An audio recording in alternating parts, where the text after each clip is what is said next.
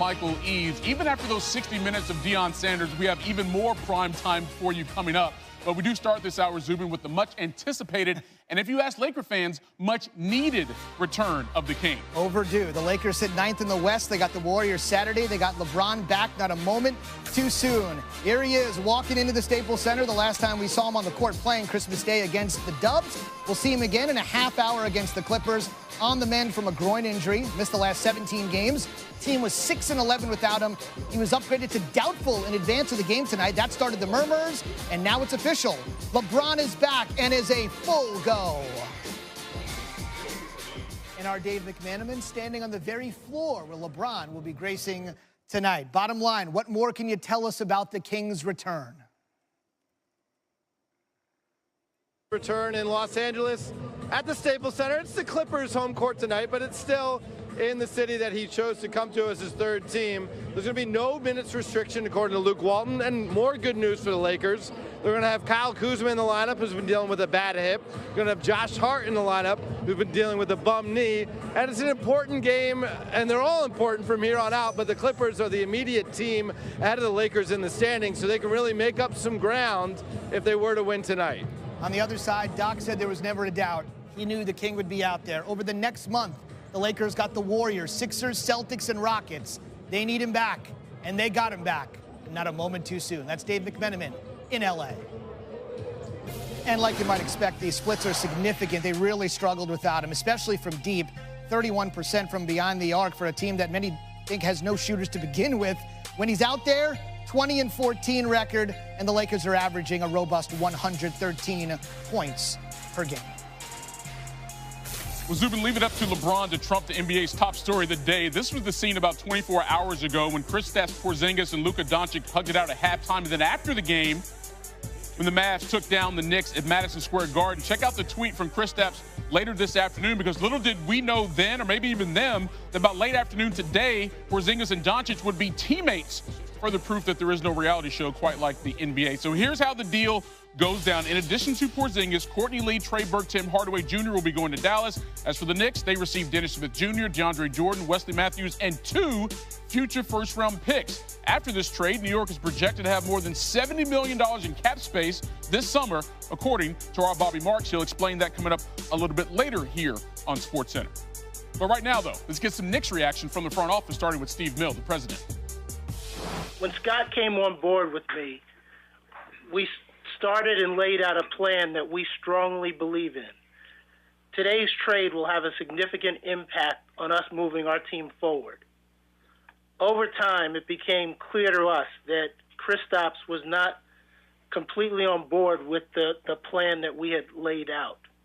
He is a great player, but this morning in a meeting, he confirmed that he no longer wanted to be a Knick.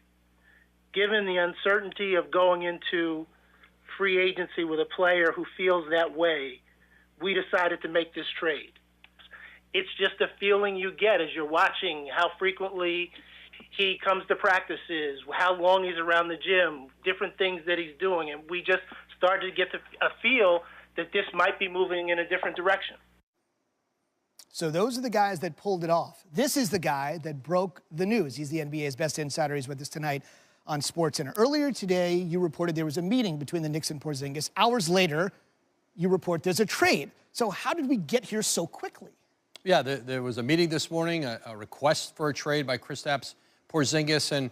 And like you heard Steve Mills say there, the Knicks saw this coming. This didn't just happen. Porzingis didn't just walk in the office and surprise them. This has been lingering from the Phil Jackson era. Steve Mills is one constant in that front office, and Scott Perry's come in. But Kristaps Porzingis' feeling toward the organization hadn't changed. He was going to go into restricted free agency this summer. He could have signed a qualifying offer and become unrestricted next year. And the organization, once he told them he was ready to leave, well, then they were on the phone with Dallas pretty quickly. And Dallas was really aggressive and essentially telling the Knicks, don't get on the phone with anybody else. We'll get a deal done with you right now, and they did. And they were able to do it in a matter of hours. So it's a two-pronged approach for the Knicks. You have to make the move to clear the money. Now they've cleared the money. Our front office insider Bobby Marks will be here in a second to say exactly how they might be able to spend it. But how confident is the Knicks brass that they can acquire multiple big-time players this summer? Well, they certainly have the space now for 2 big free agents. And listen, they would love to get 2, but it starts with 1. And if they got 1 significant free agent, they could roll the money over to next year and then go back into it. But there's no question that Kevin Durant is the focus for this organization. And, you know, part of the aggressiveness they showed today to get that money off, you know, to move Porzingis out, was some level of confidence that they're going to be, you know, really competitive in his recruitment come July. Never has a team that's lost 40 of their first 50 games of an NBA season generated this much buzz, but this is the New York Knicks. This is Woj. Hang tight. We're going to have you back in just a little bit, Adrian. And he'll be here to talk about Anthony Davis. The very latest as the NBA trade deadline approaches, February 7th. What is Woj hearing? He's back to talk about that in just a bit here on SportsCenter. All right, Zoom, let's go back to the Dallas side of this deal because the Mavericks have been on the rise so far this season compared to last year, and Luka is the main reason. They already have 23 wins this season compared to 24 in all of 2017-2018. The Mavericks also have 18 home wins, already 3 more than they had last season. So as you imagine, the reaction all over the league. But what about some of the people involved, or at least some of the guys getting new teammates, including Luka Doncic? Well, it just caught me a little bit of surprise, but no, he's an amazing player, so we're happy to have him. And you know, my relationship with Dennis, Wes, and DeAndre is gonna keep on. I mean, they're such an amazing guys, so I'll miss them for sure. You talked to Porzingis last night at halftime. Were you guys talking about anything about this maybe happening? No. What did you guys? It looked like you were laughing and having a good time. Yeah. I know him, so yeah, with it. Are you excited to have him as a teammate? Yeah, for sure. Like I say, he's such an amazing player, you know, and this could be a very good thing. All right, Tim Legler here with us now. Tim, you look at this grouping with Porzingis and Doncic, 2 young guys with a lot of skill playing different position. Put them on the court, same team. How do you think it goes for Dallas? I think it goes very well. Complementary skill sets. I think this is exactly the kind of player that Kristaps Porzingis needs to be paired with, right? So we saw him start to come into his own. 22 points a game he was averaging when he goes down. And he can get his own shot and create his own offense, but if you have a steady dose of that with Kristaps Porzingis as your best player having to manufacture his own offense, I think there's limitations on that team and on that player. And he can do some of these things, but I think over a period of 20, 25 possessions when he's your primary option, he's going to wear down. This is where I think Doncic makes him better. The delivery of the basketball in pick-and-roll settings and on dives and on slashes with his passing ability, it makes Porzingis a better player because he's going to be an elite finisher and he'll receive the basketball where he needs it. Luka Doncic right now, at 19 years old, is one of the best deliverers of the basketball in the NBA, whether that's off pick and roll, post entry, finding guys ahead on the break, whatever that may be. So if you now take some of that responsibility of creating offense out of his hands, he just becomes an infinitely better player. And I think you are now going to see Kristaps Porzingis, when he finally gets on the court with Luka Doncic, you're going to see the very best version of who he is. Because as good as he was in New York, Mike, I don't think we've come close to seeing what that is. He needs a point guard that can manufacture the way that Doncic can and draw attention and find with that height and that vision. He will give him the basketball in some sweet spots. I think actually it's a dream pairing for both of these guys. Great move by the Dallas Mavericks to get Porzingis. Former All-Star Luka Doncic probably going to win the Rookie of the Year. You could have these guys together for the foreseeable future, 8-10 years down the road there in Dallas. What a pairing indeed. Tim, appreciate it, brother. Thanks, Mike. So we've had Woj weigh in and Tim Legler. If you're wondering what Stephen A. Smith thinks of the deal, hang tight. I guarantee he'll bring a level of emotion and passion you've rarely heard. And when I'm talking about Stephen A., that's actually saying something. And that's coming up here on SportsCenter. He's on full blast as a hardcore Knicks fan. Hang tight for that. Mavs and Pistons, so obviously life begins without a ton of their lineup. Harrison Barnes, the only normal starter in there. All those guys are going to both cities. Fourth quarter, the one constant, Barnes, got it. Mavs win tonight. They match their win total from last season. Under 3 minutes to go. Pistons down 2. Drummond, got it. His team's meeting for the second time in 7 days. A little familiarity, 42 ticks to go. Griffin, who's having a great season. Looking, finding, hooking. Pistons Up 3, 14 ticks to go. 3-point game. Barnes for 3 to tie. No, Devin Harris. Rebound. Throws it to Brunson, and Griffin is going to intentionally foul Brunson. Mavs still down 3, putting a little pressure on the kid to hit some free throws. Made the first. Mavs down 2. The College Player of the Year off the mark. Mavs had a great chance to grab the rebound, but if anybody's going to grab a rebound in this game, it's Mr. Rebound. Drummond comes out with it. Harris and Powell ran into each other. Ball bounces away into the hands of Drummond. Pistons win 93-89 on a new... Back to the NBA and battle for first in the East. Giannis and the Bucks, Kawhi and the Raptors. Kawhi averaged about 32 points a game this month at second best in the NBA. And Giannis went for 43 the last meeting between these two teams, which is one shy of his career high, most ever in a loss, and he was trying to avenge that, something serious, and the Raptors D couldn't do much about it. Just slicing through the defense, getting to the rim at will. Giannis, Euro stepping, Greek stepping, whatever you want to call it. Dude is long and can cover a lot of ground. He goes for 19 points, 9 rebounds, 5 assists. Let's go to the third quarter. Giannis, baseline past Kawhi. That was easy. And then later, Bucks starting to blow him out. Eric Bledsoe pulls up from 3, bottoms. It's a 22-point lead, one more possession after that. Bledsoe off the rim, and DJ Wilson with the follow-up jam. But the Raptors would mount a run. Pascal Siakam on the break with the finish. Later, Siakam now in the corner for 3. That's good. And then the Raptors come back here. DeLon Wright, they're within 11. Let's go to the fourth quarter now. Siakam matched up against Giannis.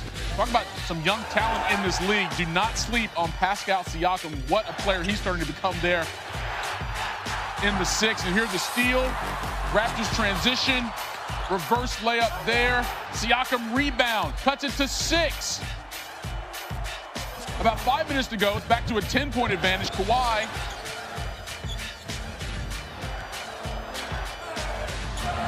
gets it to go off the glass. He finished with 16 points, but of 7 of 20 from the floor. And then here he drives, cuts it to 6. But the Bucks would not be denied on this night. Traveling north, Malcolm Brogdon hits it big there. They win it 105-92. The battle for the East won this night by Milwaukee. Possible Eastern Conference Finals preview. Nets, Spurs, and San Antonio. After this Nets turnover, we got a bat, several of them flying around the arena. And if you're thinking, I've seen that before, you would be correct. Hal trying to do everything he can, maybe wave a towel or something to get them out. Not sure that's going to work. So you remember Hollywood 09? Ginobili swatting it right out of the air. This was so long ago. Duncan, Ginobili, Parker, and Bruce Bowen were on the Spurs. Back to Thursday night. Here comes the exterminator. They've had a decade to think about this since it happened in 09. Eventually, they dispersed. And we're playing basketball, by the way, with the Nets holding the road lead. We dropped this news at 8 a.m. on a Monday on purpose. It gives Magic basically the floor for the next 10 days with limited competition. If you guys really want me, y'all got between now and the trade deadline to make it happen. Well, really, Rich Paul and Anthony Davis now have all the leverage in the world to pick where they want to go. I mean, this could be the most consequential NBA trade since Kareem to the Lakers. All right, ESPN NBA insider Adrian Wojnarowski back here with us on SportsCenter. People heard today that a 7-footer moved teams for the trade deadline. Most people thought it had been Anthony Davis, not Kristaps Porzingis. But with that being said, Woj, what impact does that Mavs-Knicks trade have on the Pelicans' attempt to move Anthony Davis? Michael, it created some enthusiasm around the Lakers because what they want to see here are the Celtics get destabilized a little bit, and they need Boston to be a little skeptical about how much they should perhaps invest in a trade for Anthony Davis. And the best case scenario for the Lakers is that Kyrie Irving becomes uncertain about his future in Boston, and then Boston hesitates on pursuing Anthony Davis, and it gives the Lakers a window in. Now that the Knicks have 2 max slots, and certainly they're going to pursue Kevin Durant, And you know, their dream scenario in New York's always been Durant, Kyrie Irving. Yep. Kyrie's from Northern Jersey. But Boston has had no waiver at all from Kyrie Irving, and they've talked to him about it. He has not at any point suggested that he's gone back at all about the commitment he made to stay in the preseason. And so Boston's still full steam ahead, and when they get into the offseason and assuming they get past the trade deadline and Anthony Davis is still in New Orleans, you know, Boston's going to be committed to using, you know, all their assets to go and get him. And then in their minds, they hope that certainly solidifies the decision Irving made, and they go forward into the future with Kyrie Irving and potentially Anthony Davis. That's their hope in Boston.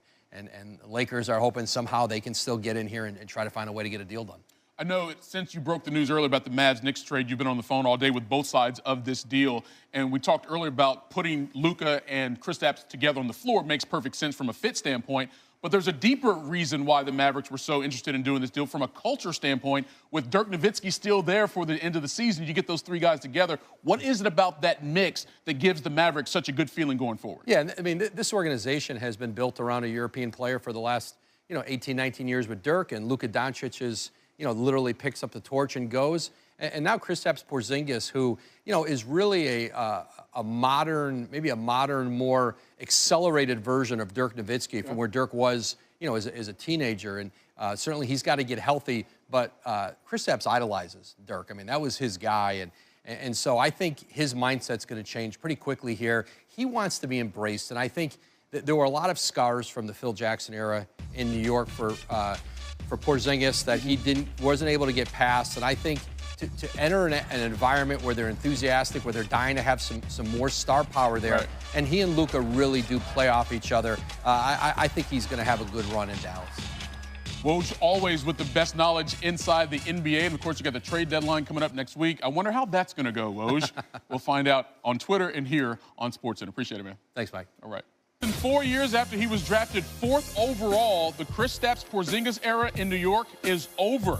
The Knicks traded him to the Mavericks in a multiplayer deal, a move that teams the former All-Star with rookie sensation Luka Doncic. Now, this move comes less than a day after Porzingis met with the Knicks front office and voiced his concern about the team's future direction.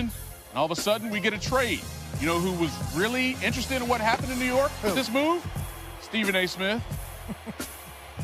Don't even need to talk about what Dallas got out of this deal. It's Porzingis with Luka Doncic. That's the future. That's all they care about. In the case of the New York Knicks, yes, you got DeAndre Jordan. Yes, you got Wes Matthews. Yes, you got Dennis Smith Jr., who Phil Jackson should have drafted instead of Frank Ntilikina, by the way. But that's neither here nor there. Here's the bottom line. You're the New York Knicks. You have cleared a minimum of $68 million in cap space. That gives you enough room to go after not one, but 2 max players, and that's a minimum. They also got 2 future first-round picks in the mix, but that's beside the point. The $68 million, why is that so important, ladies and gentlemen? Because you got to get 2 stars. You got the Brooklyn Nets going after 2. You got the Los Angeles Clippers potentially going after 2. We know what the Lakers are going after, but now the New York Knicks are in the mix with Kyrie Irving, with Kevin Durant, and then some. Potentially available. I'm sorry, not even potential. Likely, we shall see what happens. The New York Knicks are in play. All right, so you knew Stephen A was going to have a reaction, but, I mean, pretty much the entire league did. Check out Joel Embiid. I mean, he went LOL next level with that one. C.J. McCollum thought it was a good time to turn on notifications, and Bradley Beal was ready for the fireworks to come. And they certainly did, as Porzingis, now a member of the Dallas Mavericks. And again, we still got the trade deadline next week. We got a lot going on. Knicks will have plenty of cap space in play this summer, as we mentioned. Talk about some of the highly coveted free agents. Kevin Durant, Klay Thompson, DeMarcus Cousins, Kemba Walker, Kyrie Irving, and if Kawhi Leonard opts out of his player option, which he is expected to do, he too would be a free agent. Zubin, I think I'm going to need a vacation this summer to get away from the NBA. It's a lot to absorb right here. In other words, the Knicks are going to have plenty of options. Bobby Marks spent plenty of years, 20 namely, in NBA front offices. Take us through the dollars and cents of this all for what the Knicks might be raring to do this coming summer. Well, this offer was all about cap saving for the summer of 2019. As you can see in that big green number right now, the The deal to send Kristaps Porzingis, Courtney Lee, Tim Hardaway Jr. now has created $71 million in cap space for New York. That's good enough to get a max slot, because here is where your roster is. You have all young players: Dennis Smith Jr., Kevin Knox, Frank Ntilikina. Here is what we're looking at for free agency. The possibility of a player like Kyrie Irving. If we slide him in here, that leaves you with $39 million in room. You still have enough in cap space for a player like, oh boy, Kevin Durant. Oh man. That slides you in there. And there are your two free agents. And basically what it does is you can go into July 1st and say, pick a teammate. Who do you want to come play with right now? Wow, that's a pretty good question for one of these guys to answer, to perhaps bring the other one aboard. Bottom line, the Knicks have a relatively new president, GM, and coach. And if the triumvirate wants to swing for the fences this summer, they'll certainly be able to do it and have money to spare. Bobby, thank you. Seems only appropriate that the Knicks are already back in the spotlight. Part of the Friday doubleheader. Celtics, Knicks at the Garden. They're all building around Kevin Knox for the moment. And then the newly minted All-Star reserve, Nikola Jokic, and the Nuggets host the red-hot Houston Rockets with James Harden. It all starts the NBA Countdown at 7 Eastern on ESPN, streaming live anywhere you go on the ESPN app. We mentioned the return of LeBron. He was upgraded to doubtful earlier in the day. The rumbling started. He is back at the Staples Center, though they're the opposition on this night, taking on the Clippers. This is LeBron's first basket. No minutes restriction, by the way, on the King. He might go full board tonight. We're tied at